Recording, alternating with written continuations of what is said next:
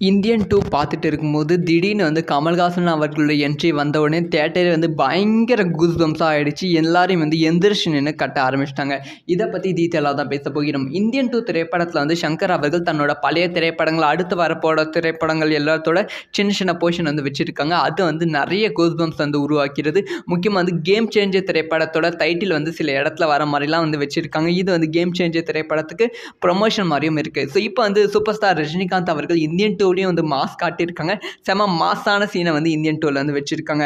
அதாவது வந்து இந்தியன் 2 திரைப்படத்துல சித்தார்த் கூட வந்து ஜெகன் அப்படிங்கிற ஒருத்தர் வந்து நடிச்சிருப்பாங்க.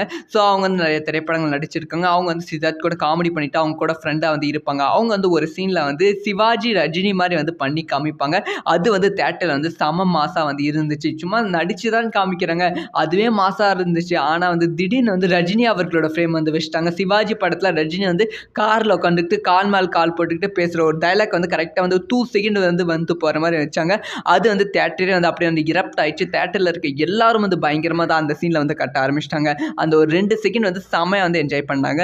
ரஜினி ரசிகர்கள் மட்டும் இல்லாம கமல் ரசிகர்களும். ஸோ இத பத்தி உங்களோட ஒப்பீனியன் என்ன அப்படிங்கிற விஷயத்த மறக்காம கமெண்ட் பண்ணுங்க.